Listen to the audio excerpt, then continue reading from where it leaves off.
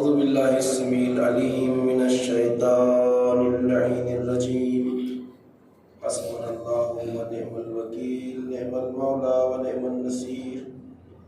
بسم الله الرحمن الرحيم. الحمد لله الذي هدانا لهذا وما كنا لنهتدي لولا أن هدانا الله. لقد جاءت رسل ربنا بالحق، والصلاة والسلام والتحية والإكرام على أشرف الأنبياء والمرسلين مولانا ومولى الكونين جد الحسن والحسين أبي القاسم محمد.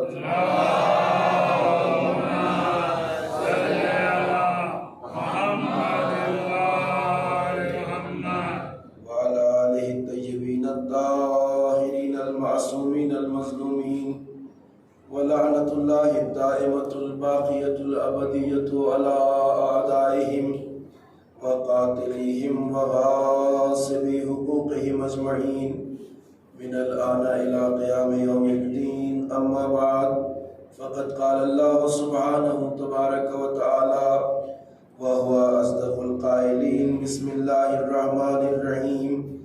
إنما وليكم الله ورسوله والذين آمنوا الذين يقيمون الصلاة ويؤتون الزكاة وهم راكعون. صلوات پڑھیں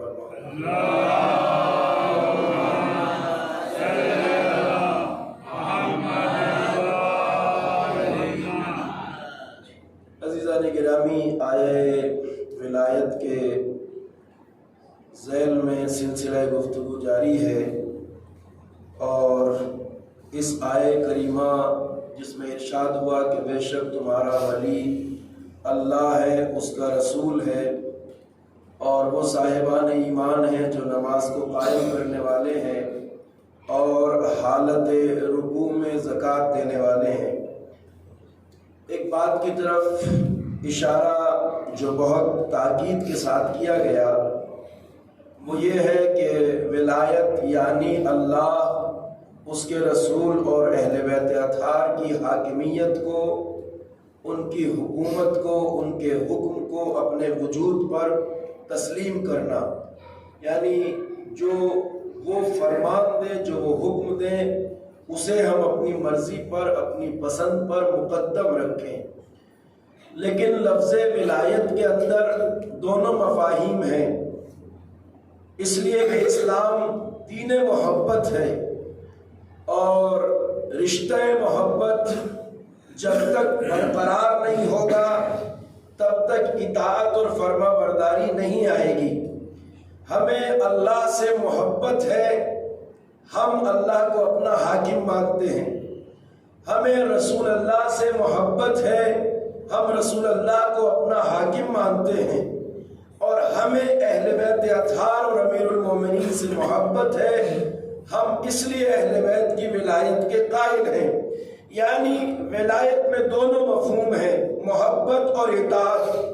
اس لیے کہ جہاں محبت ہوتی ہے وہاں فرما برداری ہوتی ہے، جہاں محبت ہوتی ہے وہیں اطاعت ہوتی ہے، جہاں محبت ہوتی ہے وہیں تعمیل حکم ہوتی ہے.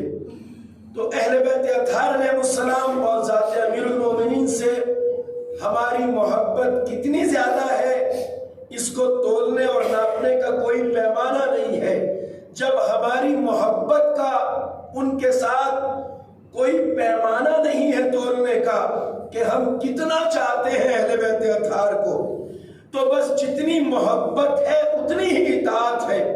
یعنی نہ تو آل محمد کے چاہنے والوں کی محبت کی حد کا اندازہ لگایا جا سکتا ہے، اور نہ ان کی اطاعت کی حد کا اندازہ لگایا جا سکتا ہے. اسی لیے آل محمد کے چاہنے والوں نے مشکل ترین حالات میں، سخت ترین حالات میں بھی آل محمد کا نہ راستہ چھوڑا، نہ ان کی اطاعت کرنا چھوڑی. یہ اس لیے ہے کہ جتنی محبت اتنی اطاعت ہے. آل محمد کے چاہنے والے سولیوں پہ چڑھائے گئے، انہیں ذبح کیا گیا، گھر لوٹے گئے، زبانیں کاٹی گئی، مگر آل محمد کی محبت سے ایک قدم پیچھے نہیں ہٹایا. پیغمبر اکرم آپ نے جو فرمایا ہے اور امیر المومنین نے جو ارشادات فرمائے ہیں اس کی روشنی میں اگر دیکھا جائے تو یہ بات طے ہے کہ جو آل محمد سے محبت کرتا ہے وہ اطاعت کی راہ سے پیچھے نہیں ہٹتا، جو امیر المومنین سے محبت کرتا ہے وہ ان کی محبت کی راہ سے پیچھے نہیں ہٹتا ہے۔ لہذا تاریخ بھری پڑی ہے ایسے واقعات سے، چونکہ محبت ہے تو دل میں کسی بھی مقام پر عداوت نہیں آتی، اور وہ حدیث جو میں نے کل آپ کو سنائی تھی وہ اسی بات کو بتاتی ہے کہ مومن وہ ہے جس کے دل میں عشق اہل بیت پایا جاتا ہو، مومن وہ ہے جس کے دل میں عشق علی پایا جاتا ہو، اس لیے کہ ایمان کی تعریف ہی یہ ہے کہ ایمان علی کی محبت کا نام ہے، ایمان علی کے عشق کا نام ہے۔ تو جس کے دل میں ایمان ہوگا وہ کسی حالت میں علی سے دور نہیں جا سکتا، اور جس کے دل میں ایمان نہیں ہوگا وہ چاہے بھی تو علی کا نہیں ہو سکتا۔ وہ معتبر حدیث جو نہج بلاغہ سے میں نے عرض کی تھی کہ اگر مومن کی ناک کاٹ دوں اپنی تلوار ذوالفقار سے تو کیونکہ مومن ہے اس کے دل میں علی کی عداوت نہیں آ سکتی، اور منافق کو سب کچھ بھی دے دوں اور یہ چاہوں کہ اس کے دل میں محبت آ جائے تو محبت دل میں آ نہیں سکتی۔ یعنی مومن کے دل میں علی کی ذرہ برابر عداوت آ نہیں سکتی، علی کی طرف سے دل میں میل نہیں آ سکتا، کدورت نہیں آ سکتی۔ اور جو مومن نہیں ہے، منافق یا کافر ہے، اس کے دل میں علی کی محبت رتی برابر پیدا نہیں ہو سکتی، اس لیے کہ علی کی محبت کا مقام پاکیزہ دل ہے، پاکیزہ نسب، پاکیزہ دل، تب علی کی محبت آتی ہے۔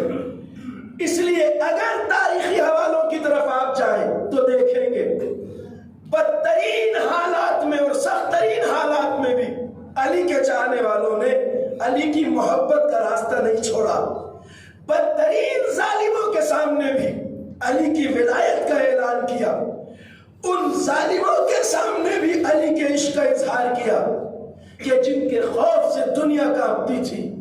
تو جو علی ابن ابی طالب کی معرفت رکھے گا اور مومن ہوگا وہ علی سے دور نہیں جا سکتا۔ اب ذرا سا انصاف کیجئے، علی نے کہا اگر میں اپنی تلوار سے مومن کی ناک کاٹ دوں تب بھی اس کے دل میں علی کی عداوت نہیں پیدا ہو سکتی۔ بہت بڑی منزل ہے، بہت بڑا مرتبہ ہے، بہت بڑی بات ہے۔ روایت کہتی ہے کہ امیر المومنین کے دور حکومت میں جب آپ ظاہری طور پہ امت اسلام کے خلیفہ تھے، کوفہ آپ کا دارالحکومت ہے، کوفے میں ایک ایسا شخص ایک غلطی کا مرتکب ہوا کہ جس کے بارے میں سب جانتے تھے کہ یہ علی کا چاہنے والا ہے، علی سے محبت کرتا ہے، علی کا چاہنے والا ہے، سب جانتے تھے۔ خطا کسی سے بھی ہو سکتی ہے، غلطی کسی سے بھی ہو سکتی ہے، اس سے بھی ایک غلطی سرزد ہوئی، کہا جاتا ہے کہ چوری کے جرم میں مبتلا ہوا،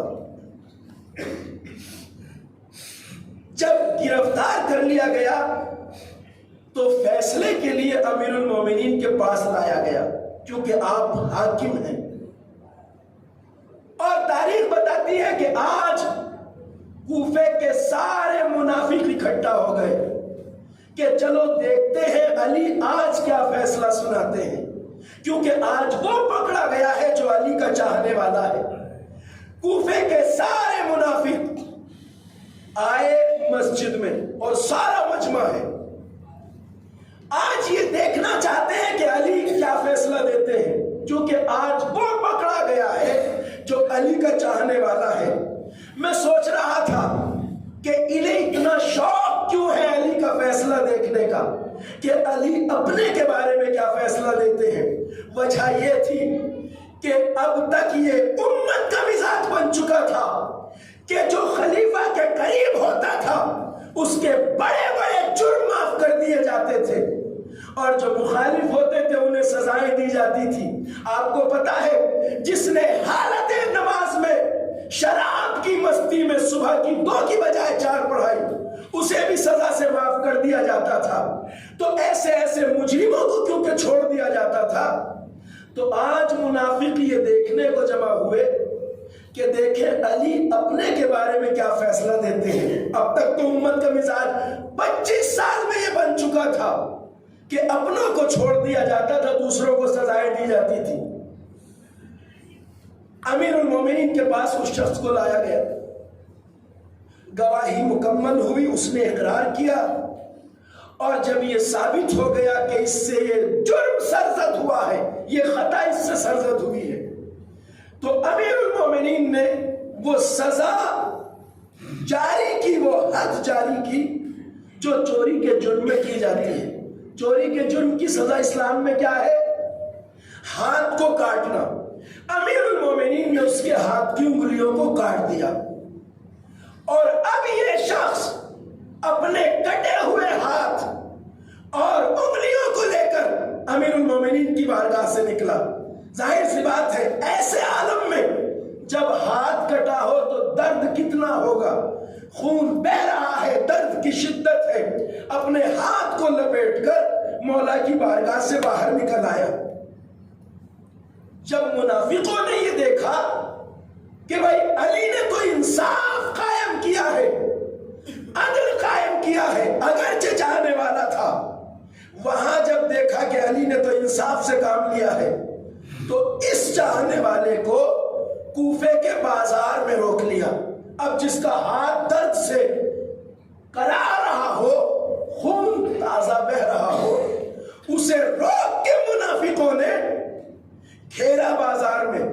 منافقوں کا سردار آگے آیا، تاریخ نے نام ابن القبہ لکھا ہے اس شخص کا، منافقوں کا سرغنہ، راستہ روک کے کہتا ہے کہ اما تم تو بہت علی علی کرتے ہو، تم تو علی سے محبت کا دعویٰ کرتے ہو، تم تو علی سے محبت کا اعلان کرتے ہو، پھر کیا کہنا چاہتا ہے؟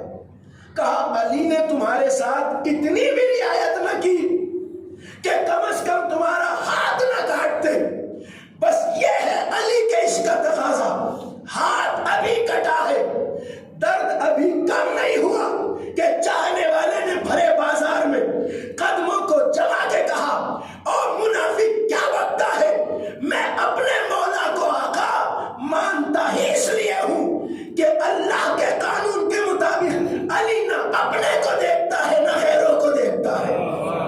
صلوات پڑھیے بر محمد اور محمد۔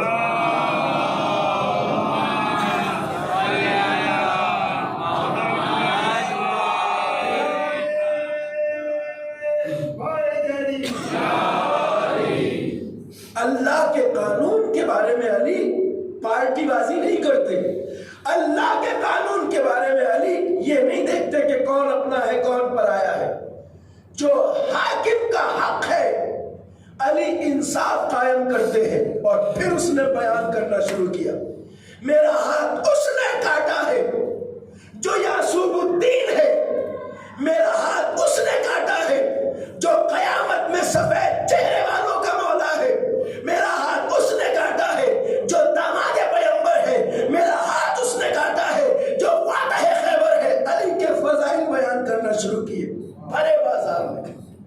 اب جس کا ہاتھ کٹا ہو، ابھی خون بہ رہا ہو، درد کی شدت ہو، کم از کم جب یہ کہہ رہے تھے تمہارا علی نے ہاتھ کاٹ دیا، تمہارے ساتھ ذرا سا خیال بھی نہیں کیا، تو کم از کم چپ ہو کے چلا جاتا۔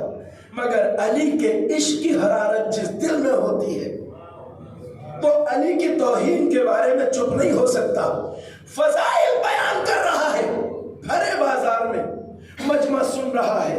روایت کہتی ہے کہ امیر المومنین کو اس بات کی خبر دی گئی کہ مولا جو چاہنے والا ابھی انگلیاں کٹا کے گیا ہے، ہاتھ کٹا کے گیا ہے، وہ بازار میں فضائل پڑھ رہا ہے، وہ بازار میں فضیلتیں بیان کر رہا ہے۔ مولا نے حکم دیا کہ اس کو میرے پاس لایا جائے۔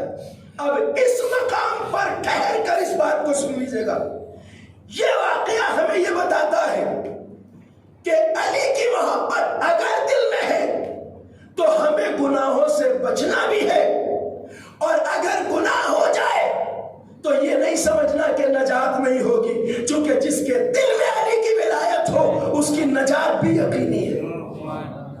وہ جو لوگ کہتے ہیں نا کہ علی کی محبت کیا کام آنے والی ہے، یہ واقعہ میں عرض کر رہا ہوں، بات واضح ہو جائے گی۔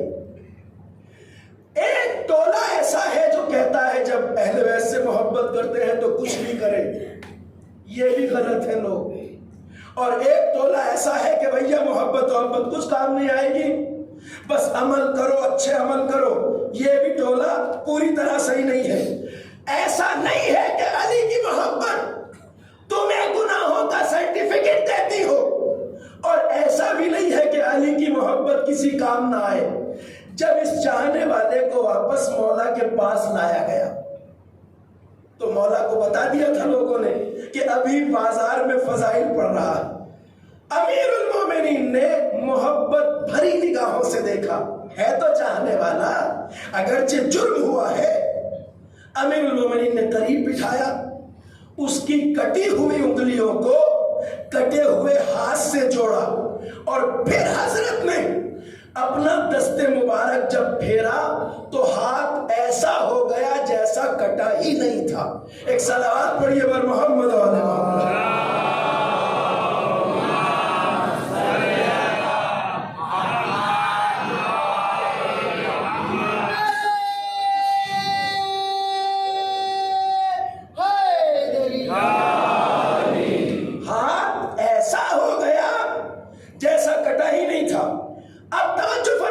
امیر المومنین نے ایک جملہ کہا، دیکھیے اگر علی کو اپنے چاہنے والوں کے گناہ ہی نہ ہوتے تو پھر علی ہاتھ نہ کاٹتے۔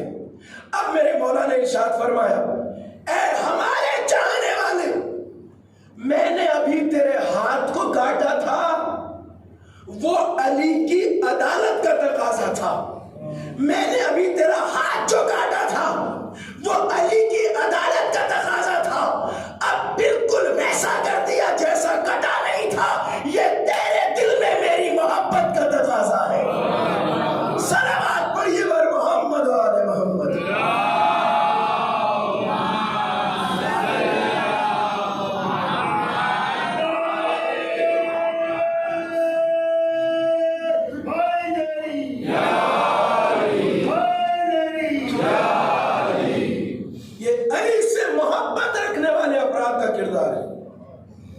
یہ علی سے عشق رکھنے والے افراد کا کردار ہے۔ ہاتھ کٹا ہے مگر علی کے خلاف ذرہ برابر نہیں سن سکتا، اس لیے کہ پتا ہے اگر علی نے ہاتھ کاٹا ہے تو یہ علی کے عدل اور انصاف اور امام برحق ہونے کی دلیل ہے۔ دنیا جانتی ہے کردار علی کی طاقت اسی لیے آج بھی برقرار ہے۔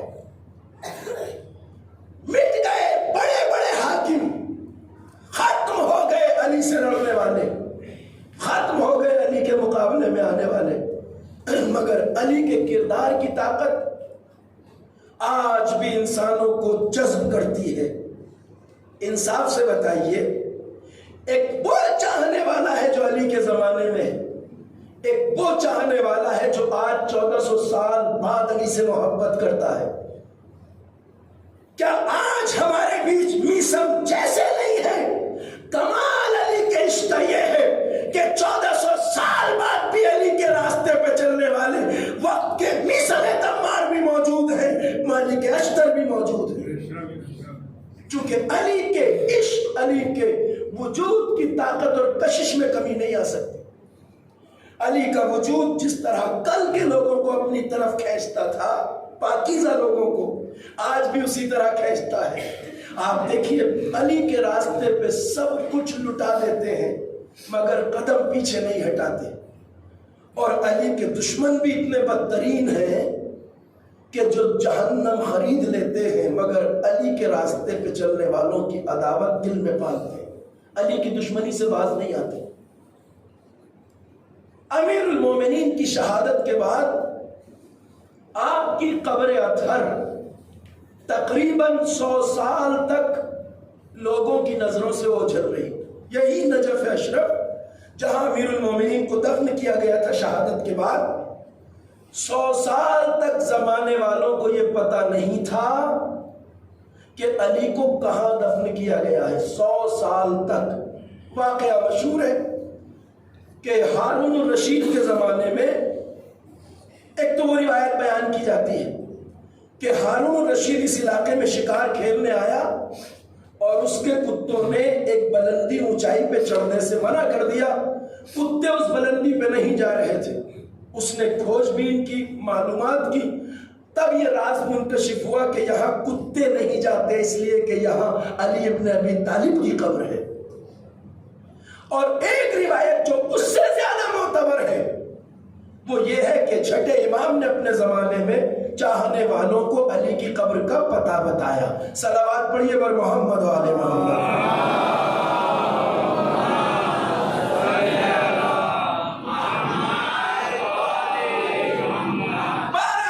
مسئلہ جو بھی ہو، 100 سال تک علی کا نشان قبر لوگوں کی نظروں سے کیوں اوجھل رکھا گیا؟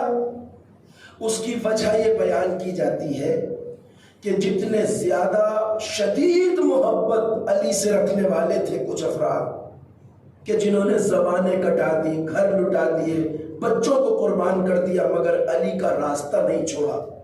جیسے شدید علی کے چاہنے والے تھے اتنے ہی بدترین کچھ علی کے دشمن بھی تھے. علی سے عداوت کی آگ جن کے دلوں میں بھڑک رہی تھی، یہ بتایا جاتا ہے کہ اگر ان بدترین انسانوں کو یہ معلوم ہو جاتا اس زمانے میں کہ علی کی قبر کہاں ہے، تو اس بات کا ڈر تھا کہ وہ علی کی قبر کھود کر لاش قبر سے باہر نکال کر علی کی لاش کی بے حرمتی کر کے اپنی عداوت کی آگ کو ٹھنڈا کرتے. یہ ڈر تھا، یہ خوف تھا. اس لیے مشیت الہی کا تقاضا یہ رہا کہ علی کا نشان قبر 100 سال تک کسی کو معلوم نہ ہو.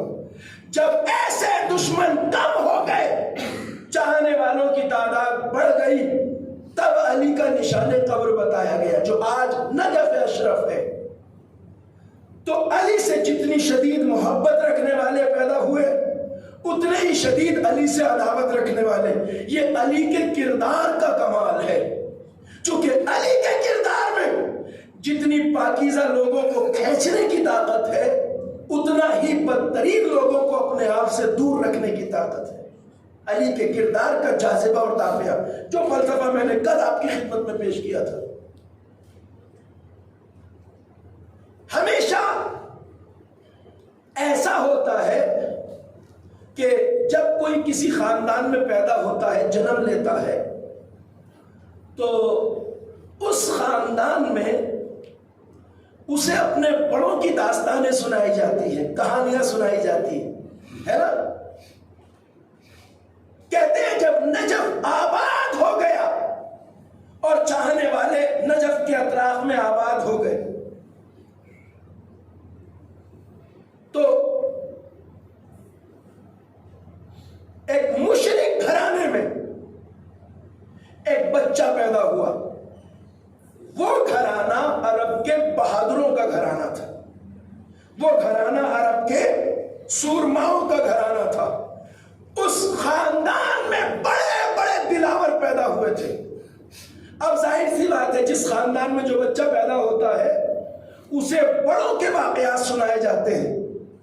مثلا اگر کسی خاندان میں بڑے بڑے عالم پیدا ہوتے ہیں تو بچے کو سنایا جاتا ہے تمہارے دادا اتنے بڑے عالم تھے، تمہارے نانا اتنے بڑے عالم تھے، تمہارے چچا ایسے عالم تھے، تمہارے ماموں ایسے عالم تھے. ہوتا ہے یا نہیں؟ اسی طرح کوئی طاقتور پیدا ہو جائے قبیلے میں، ہر قبیلے میں جو خوبیاں ہوتی ہیں بڑوں کی وہ بچوں کو سنائی جاتی ہیں. تمہارے چچا ایسے بہترین انجینئر تھے، تمہارے ماموں ایسے ڈاکٹر تھے. ہر قبیلے کا یہ عادت اور دستور ہوتی ہے نا.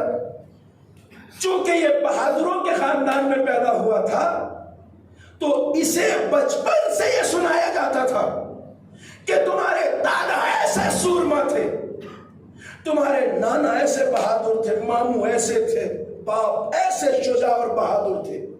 یہ بچپن سے سنتے سنتے ان واقعات کو بڑا ہوا اور ایک دن اس نے جوان ہونے کے بعد پلٹ کے یہ سوال کیا کہ جب میرے خاندان کے ایسے بڑے بڑے سورما ساونت بہادر تھے تو یہ سب کیا ہوئے؟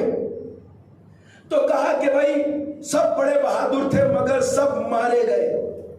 کہا مارے گئے؟ اتنے بڑے بڑے بہادر کیسے مارے گئے؟ کس نے مارا؟ کہا بہت بڑے بڑے بہادر تھے مگر لشکر اسلام میں ایک ایسا سورما تھا جس کے سامنے کوئی نہیں ٹک سکا۔ کہ اس کا نام کیا ہے؟ کہ اس کا نام ہے علی ابن ابی طالب۔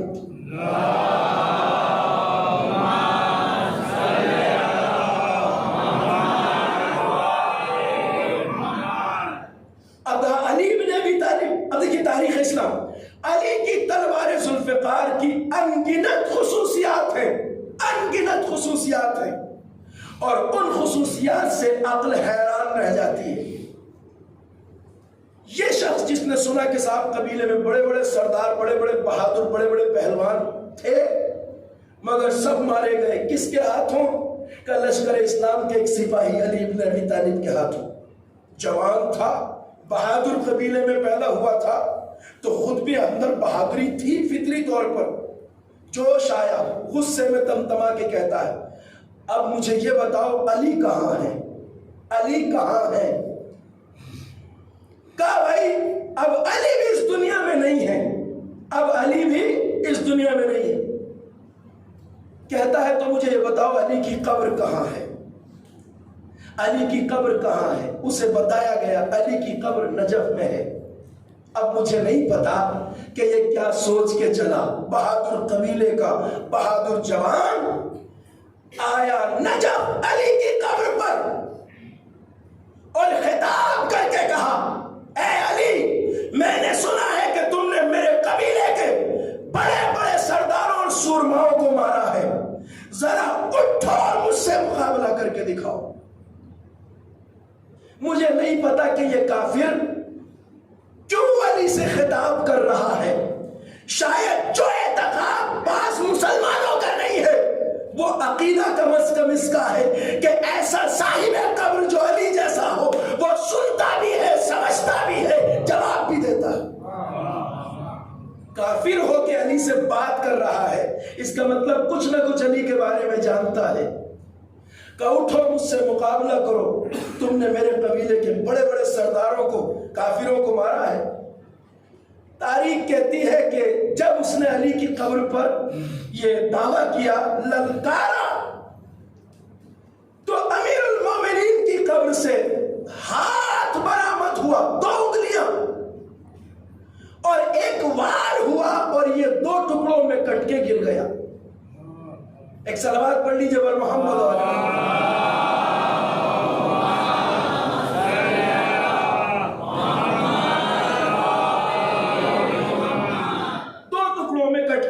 گر گیا۔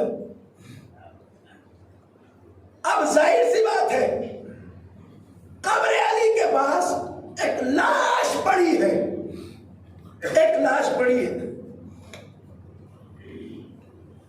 اور اب جب لاش پڑی ہے تو قاتل کی تلاش شروع ہوئی کہ اسے مارا کس نے ہے، مارا کس نے ہے۔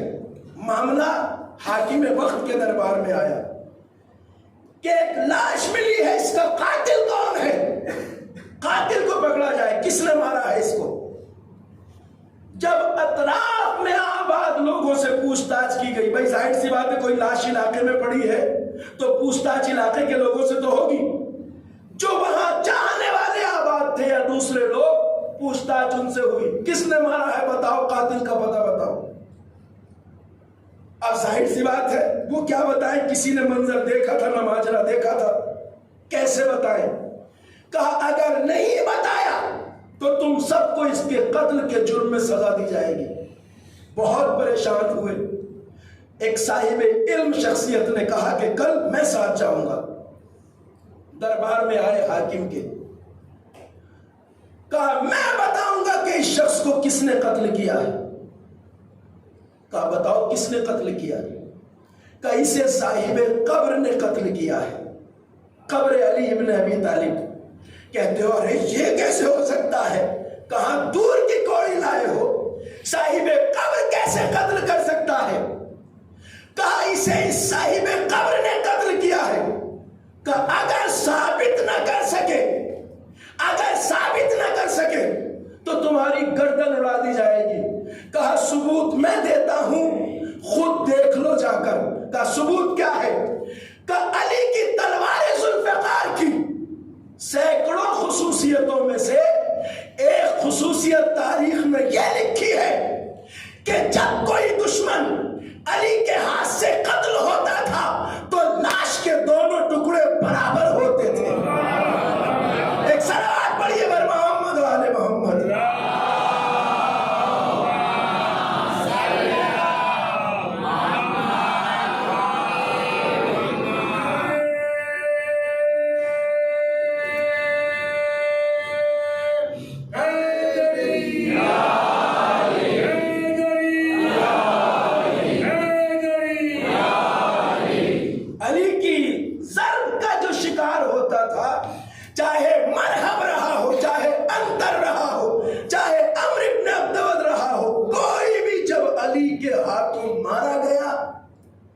تو علی کی تلوار کا ایک کمال یہ تھا کہ لاش کے دونوں ٹکڑے برابر ہوتے تھے۔ جاؤ لاش کے دونوں ٹکڑوں کو تول لو، اگر لاش کے ٹکڑے دونوں برابر نکلے تو سمجھ لینا صاحب قبر نے مارا ہے، ٹکڑے برابر نہ ہو تو میرا گلا حاضر ہے۔ جا کے لاش کے ٹکڑوں کا وزن کیا گیا، کیا دیکھتے ہیں دونوں ٹکڑے برابر ہیں۔ یہ کمال ہے علی کی ذوالفقار کا۔ علی ابن ابی طالب علیہ السلام وہ شخصیت ہے کہ جو جب اب دیکھیں ایک اور خصوصیت میں آپ کی خدمت میں عرض کروں، امیر المومنین کی تلوار ذوالفقار کی خصوصیات تاریخ میں بہت ساری ہیں جس کا شمار نہیں کر سکتے، لیکن ایک خصوصیت اور تاریخ میں ذکر ہے علی کے تلوار ذوالفقار کی۔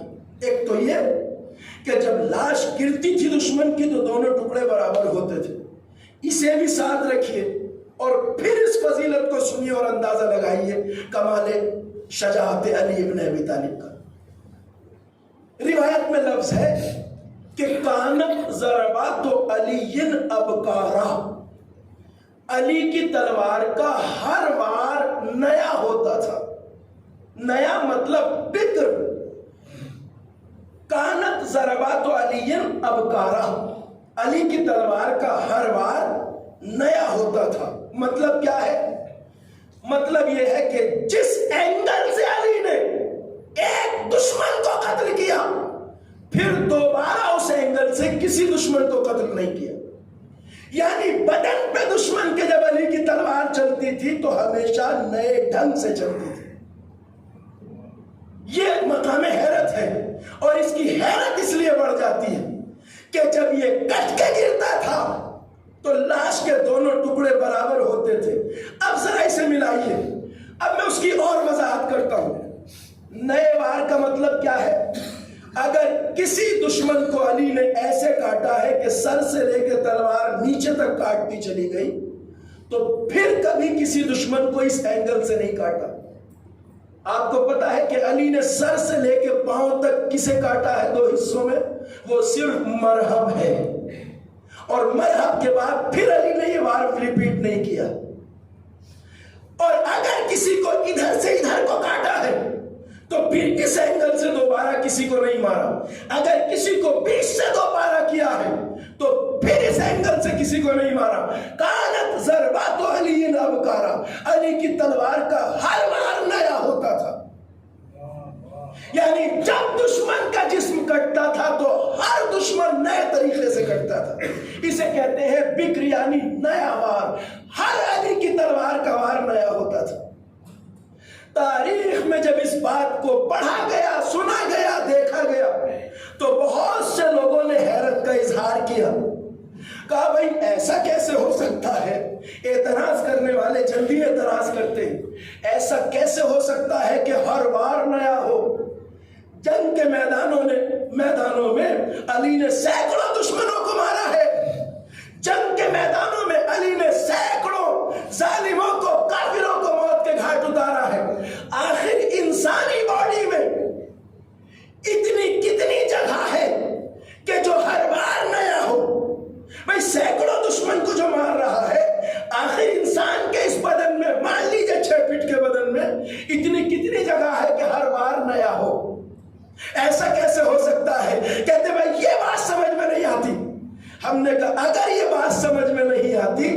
इसे इस तरह समझो कि अल्लाह का हाथ अगर किसी को कहा गया है, यदुल्लाह अली इब्न अबी तालिब है, ऐनुल्लाह अली इब्न अबी तालिब है, उज़्नुल्लाह अली इब्न अबी तालिब है। अल्लाह का हाथ यदुल्लाह अली है। अल्लाह की कुदरत का एक कमाल ये है कि आप लाखों लोगों के फिंगरप्रिंट जमा कर लीजिए, लाखों लोगों के मैच नहीं करेंगे। इसीलिए डॉक्यूमेंट्स पर दस्तखत तो दूसरे बनाए जाते हैं मगर फिंगरप्रिंट कॉपी नहीं किए जा सकते। का साहब कहां से? का ये जो जरा सी जगह है, कितनी सी जगह है अंगूठे की, इतनी सी जगह में अल्लाह ने अपनी कुदरत से इतनी अलग लकीरें बनाई है हर इंसान की उंगली पर कि जो एक दूसरे से मैच नहीं कर सकती। अरे जब अली का अल्लाह हाथ की जरा सी तौर पर करोड़ों नाइने अलग अलग खींच सकता है, तो क्या यदुल्लाह इंसान के इतने बड़े जिस्म पर हर बार नया नहीं कर सकता? सलावत पढ़िए वर मोहम्मद वाले मोहम्मद।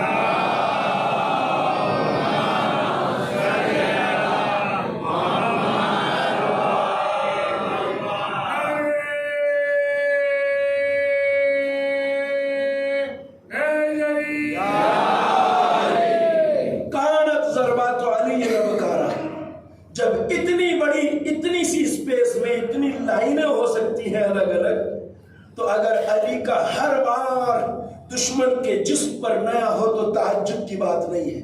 ये किरदार अली, कमाल किरदार अली है। अली की कोई मिसाल नहीं, अली के कोई जैसा नहीं, अली के कोई मिस्ल नहीं हो सकता। इसीलिए मेयार मोहब्बत अली को पैमाना करार दिया गया है, अली के इश्क को मीज़ान करार दिया गया है। नस्लों की तहारत का, नस्लों की पाकीज़गी का मेयार अगर कोई चीज है तो इश्क अली इब्न अबी तालिब। अली के इश्क के बगैर, अली की विलायत के बगैर न दीन है, न इस्लाम है, न शरीयत है। ताज्जुब है उन मुसलमानों पर जिन्हें सब कुछ मिला अली की तलवार के सदक़े में, और सबसे ज्यादा जिसे सताया गया वो जात भी अली की जात है। 25 साल अली खामोश बैठे रहे बाद पैगंबर। मैंने अर्ज किया हयात पैगंबर में जो शख्स इस्लाम का दूसरा चेहरा हो रसूलुल्लाह के बाद, फिर ऐसा हुआ मदीने में कि उस अली को 25 साल खामोश बैठना पड़ा। ये अली का दर्द है, तारीख इस दर्द का अंदाजा नहीं लगा सकती। अली ने सब्र किया दीन इलाही की बका के लिए, अली ने सब्र किया अल्लाह के दीन को बचाने के लिए, अली ने मुसीबतों को बर्दाश्त किया। यही तो है, लोगों ने जब कहा कि अली अपने हक के लिए आवाज क्यों नहीं उठाते, अली अपने हक के लिए तलवार क्यों नहीं उठाते,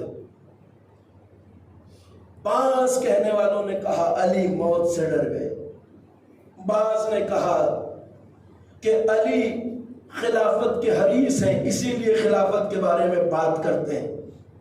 अली इब्न अबी तालिब ने कहा कसम खुदा की, न तो मैं तुम्हारी इस हुकूमत का मोहताज हूँ, इसलिए कि हुकूमत की औकात अली की नज़र में बकरी की नाक से बहते हुए पानी से भी ज्यादा गलीज है, मगर हुकूमत और खिलाफत बस इसलिए कि जहाँ अल्लाह की हुदूद को कायम किया जा सके, अदालत और इंसाफ को कायम किया जा सके।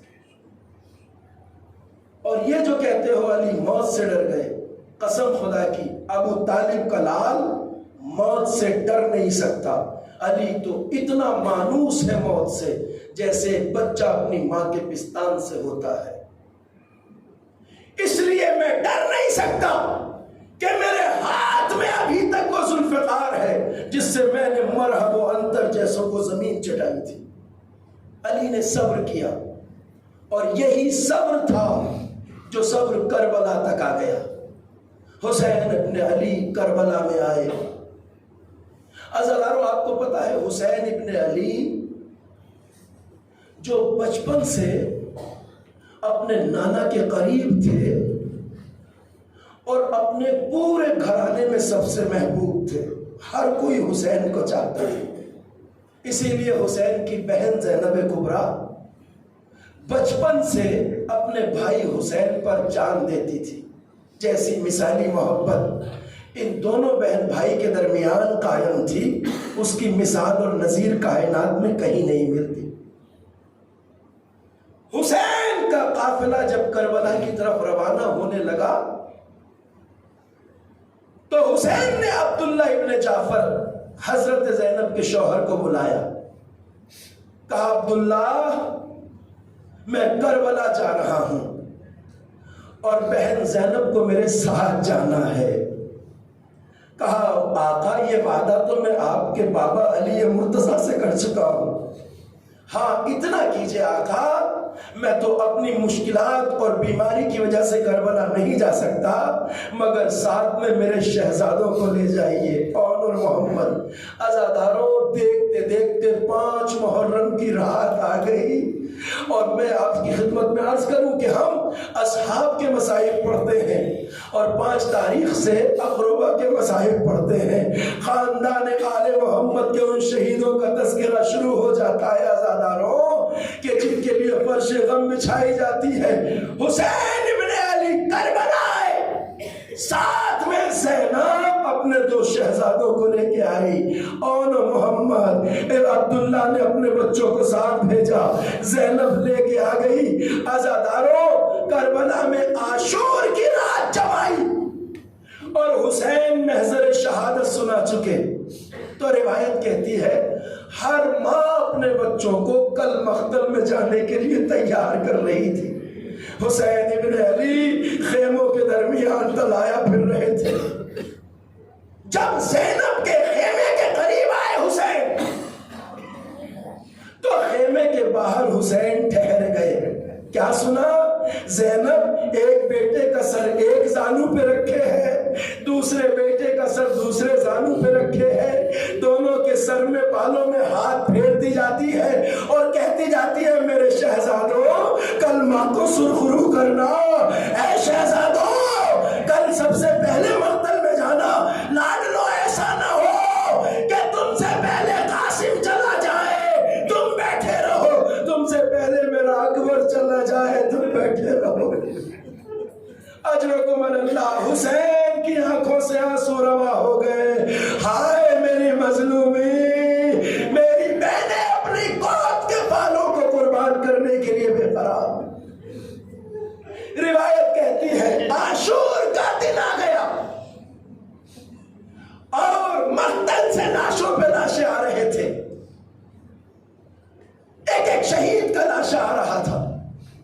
روایت کہتی ہے کہ آن محمد کئی بار ماموں سے اجازت لینے کے لیے آئے، مگر حسین ہر بار دونوں شہزادوں کو سر سے پاؤں تک دیکھتے تھے اور کہتے تھے شہزادوں میرے بچوں ابھی تمہارا ماموں اتنا لاچار نہیں ہوا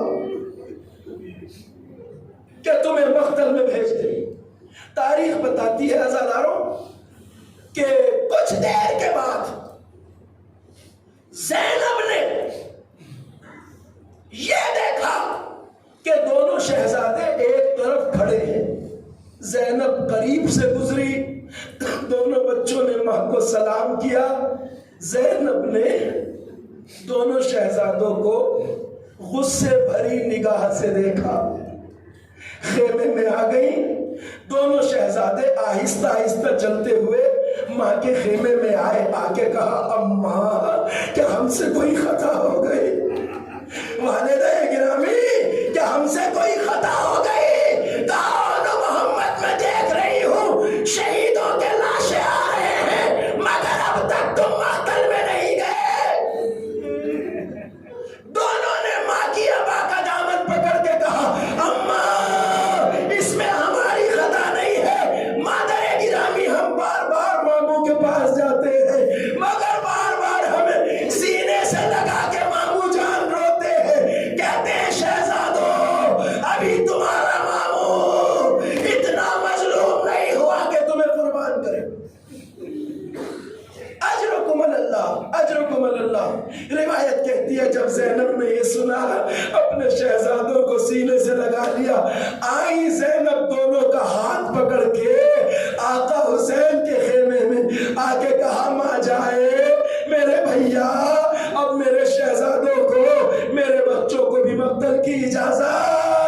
حسین نے پھر کہا زینب میں اتنا مجبور نہیں ہوا،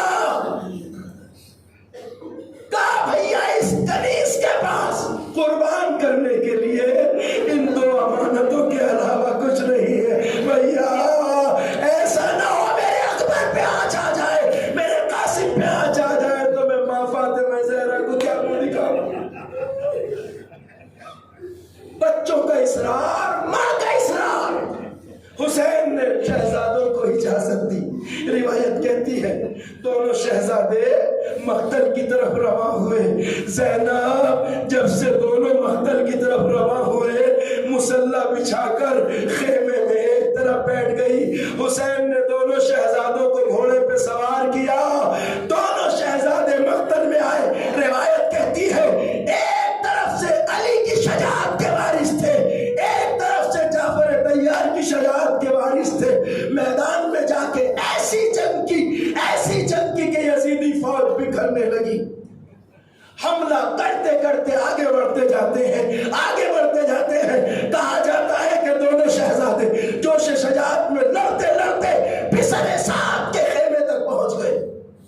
ایسی شجاعت کا مظاہرہ کیا، یکایک روایت کہتی ہے چونکہ پسر سعد کا خیمہ دریا کی ترائی میں تھا، بہتے ہوئے پانی پر نظر پڑی، قریب دریا، 3 دن کے پیاسے بچے، جیسے ہی پانی پہ نظر پڑی بڑے بھائی نے چھوٹے کو آواز دی بھیا یہاں سے واپس مڑ جاؤ، ایسا نہ ہو کہ اماں یہ سوچیں اصغر پیاسا ہے اور ہم پانی پی لیں۔ اجرکم اللہ، خدا کسی غم میں نہ لڑائے سوائے غم مظلوم کربلا۔ بھیا سامنے برات ہے، بھائی اماں کو خبر ہو گئی تو ماں یہ نہ سوچے کہ کہیں ہم پانی نہ پی لیں۔ جب دشمنوں کا کوئی بس نہ چلا آواز آئی کیا دیکھ رہے ہو؟ یہ حیدر کرار کے نواسے ہیں، یہ جعفر طیار کے پوتے ہیں، انہیں گھیر کر مارو۔ بس آواز جب بلند ہوئی ساری بکھری ہوئی فوجیں سمٹی، زخموں سے چور چور شہزادے، کسی نے نیزہ مارا، کسی نے خنجر مارا، کسی نے تلوار ماری۔ جب گھوڑے پہ سنبھلانا گیا آواز دی مامو جان ہماری مدد کو آئیے،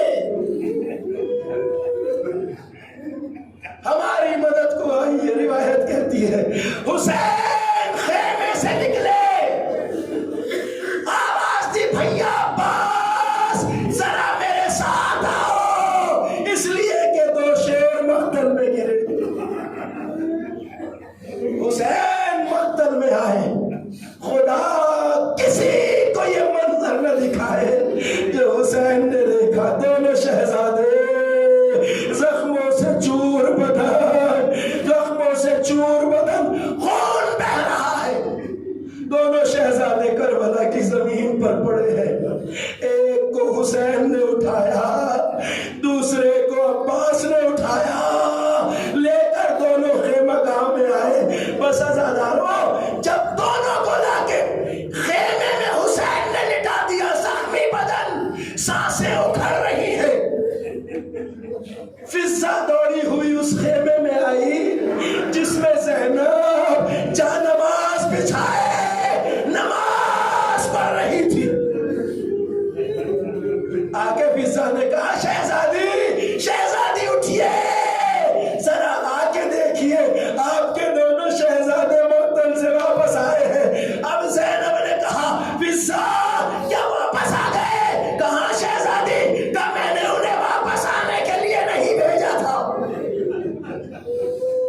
فضا نے رو کے کہا بی بی ذرا آ کے تو دیکھیے کس حال میں آئے ہیں۔ اجرکم اللہ، مسلح چھوڑا، زینب آئی اس خیمے میں جہاں دونوں شہزادے، دونوں زخمی شیر خیمے کے فرش پر تھے، دونوں کے بیچ زینب بیٹھ گئی۔